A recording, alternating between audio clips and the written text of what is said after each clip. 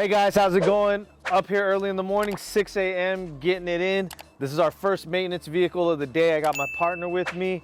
So follow us today. I'm gonna kick some knowledge here and there and see how we get it done.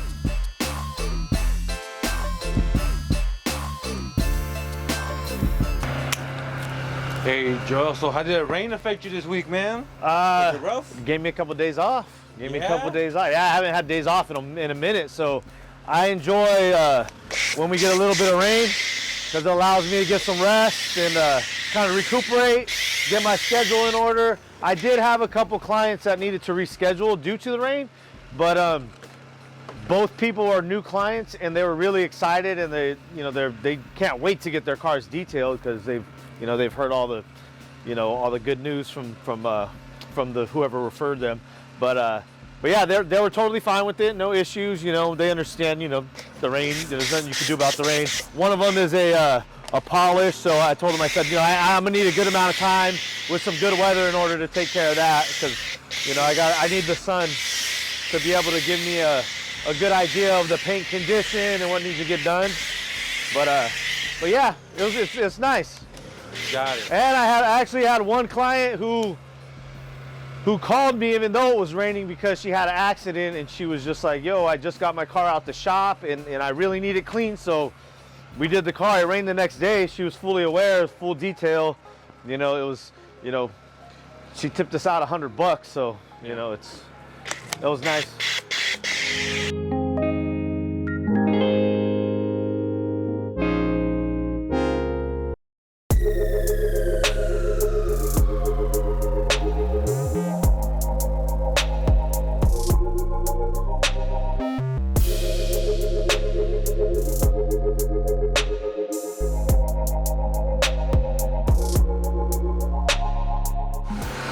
So, how's everything going with the employees? Good. Yeah, we got a routine down. We're doing it basically everything that the same way that I do the vehicle. We're splitting it right down the middle. So we already have two stepping stools. We have 2 sets of our brushes for the wheels. We have additional mitts. Basically, then I'll be doing, you'll see in a second, I'm going to be doing the air drying and he's going to go behind me with the drying aid and the drying towel to get any residual. But it's going really well. And then also when we do the interior, we have a system down too where I do the compressed air, he follows through with the vacuum.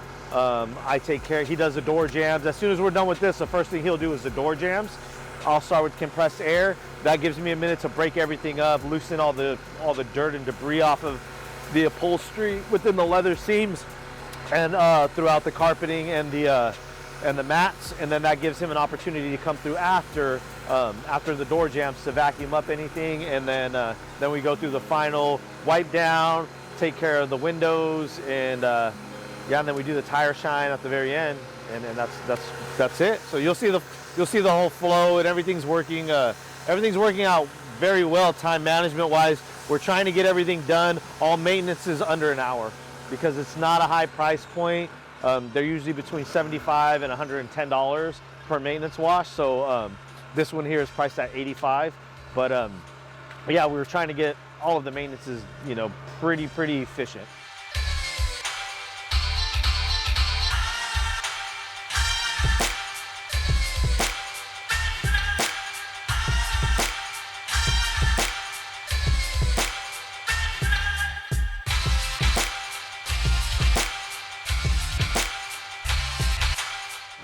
Hey Joel, I have a question for you. Yes.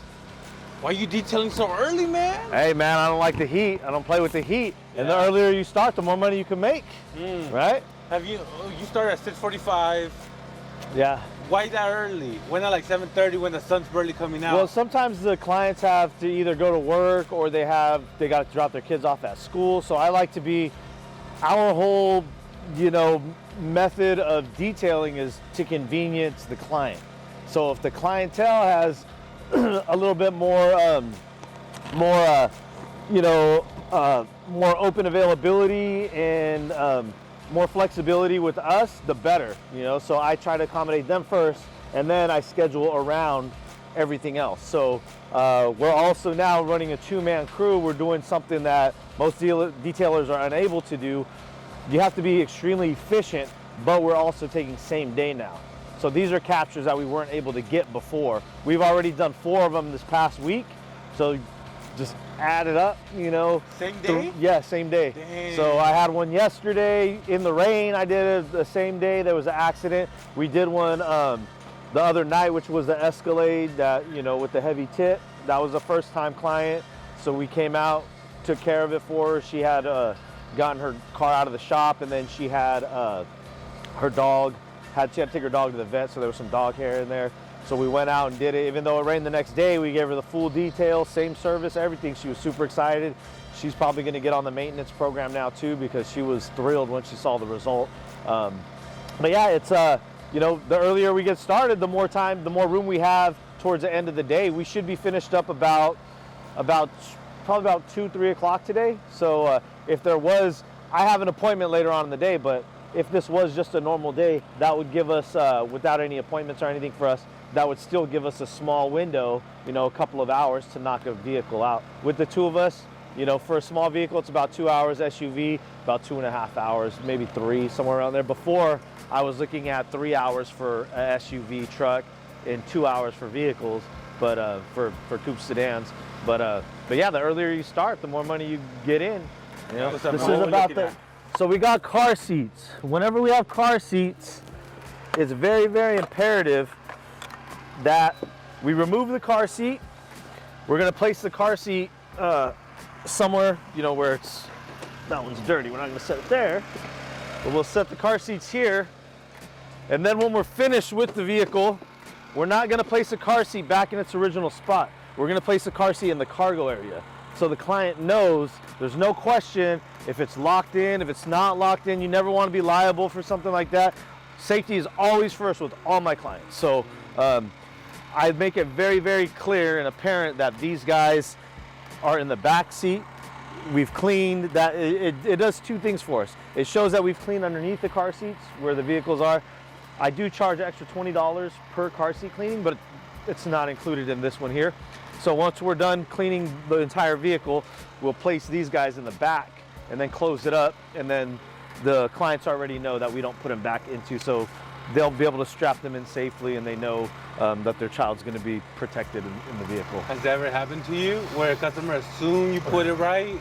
No. How come you did this? You must have learned it somewhere. No, it's just preventative measures. You know, management and operations for so long, you kind of get in the mindset of finding the solution before the problem occurs. So that's kind of, I'm a solution-oriented guy. So this was just something I said, you know, I don't want to take any chances with this. I want to take all preventative measures, and this has just been a practice that I've done since day one, and it's worked out fantastic. I've never had a single complaint. Hey, this car ain't even that dirty, man. No, we you know what? And this one was, we moved it back about a week because of the rain. So yeah, she has 2 children, and you know, they eat in the vehicle, they go on trips, they, you know, back and forth from school, sports, I'm assuming. But yeah, it's not that crazy. Every once in a while, like if there's, you know, if they're eating goldfish back there or snacks, you know, sometimes it gets a little crazy. But for the most part, I think I've been servicing this vehicle for about 6 months now. I did the first detail on it about 7 months ago. So they've been on the monthly for about 6 months, and I want to say the worst was maybe when they've gone to the beach and there was a little bit of sand, but for the most part, you know, most of my maintenance vehicles are kept up in this condition.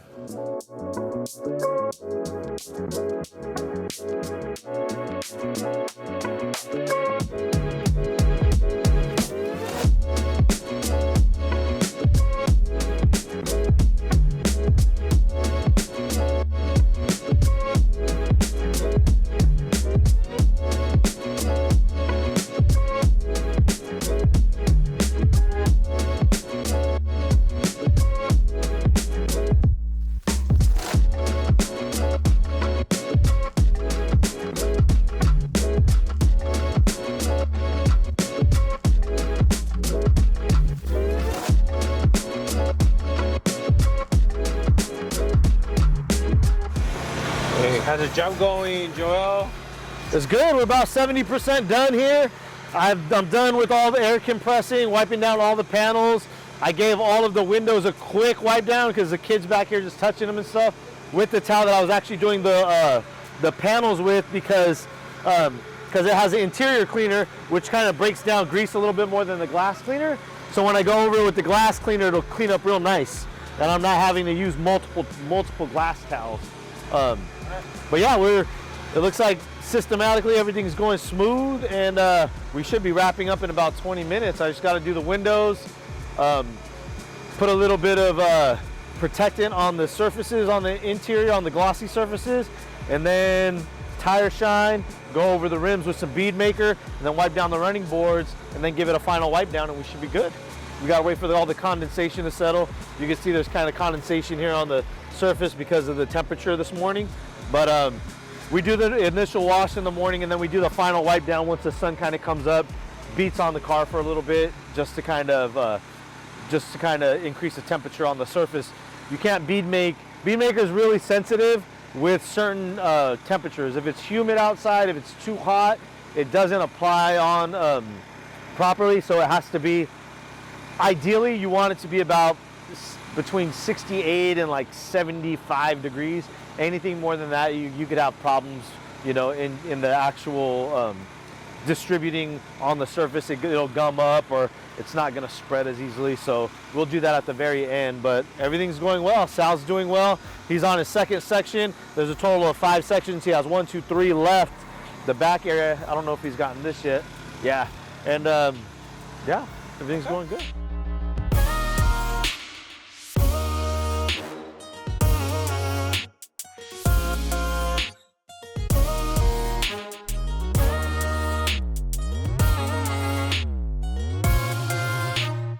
So I see you use a 2-towel method? Yes, sir.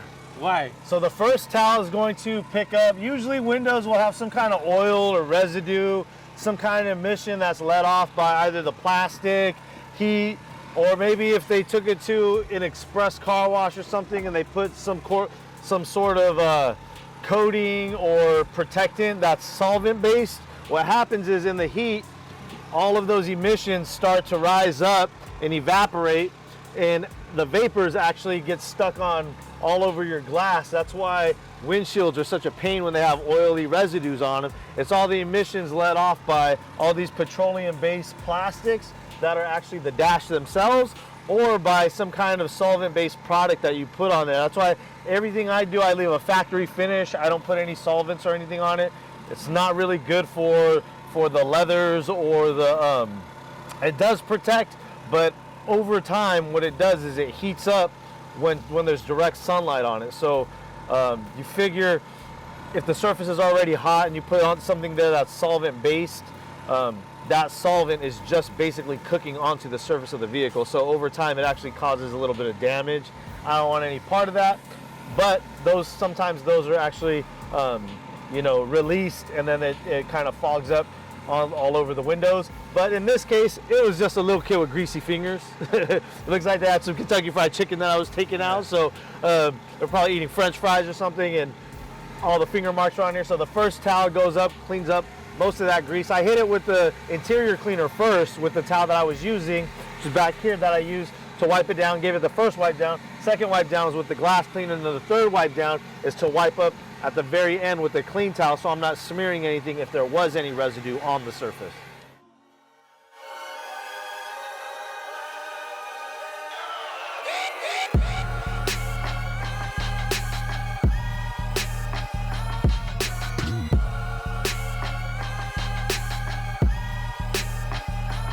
Hey guys, I'm trying to kick as much knowledge as I can on site with these details during the recording process. But if you need additional coaching, I have that available too. Just click the link in the description for one-on-one coaching. Anything from efficiencies, training development, customer service, we're gonna cover it all for you.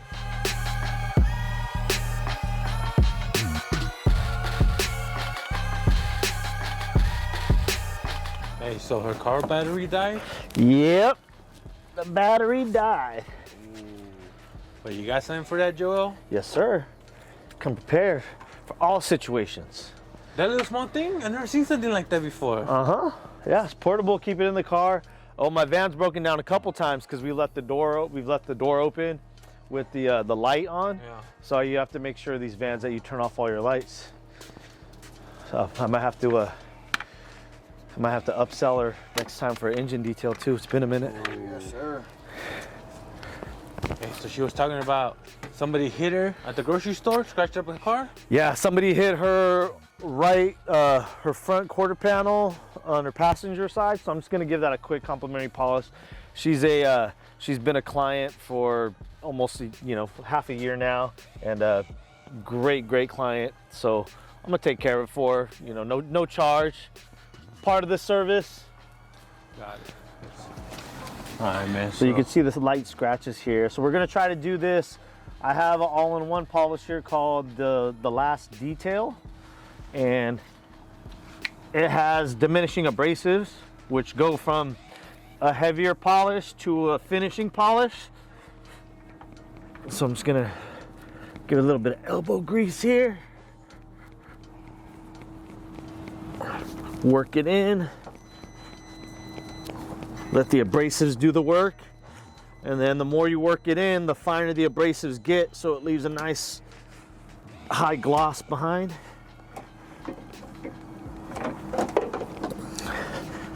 And then we'll see what we get as an outcome.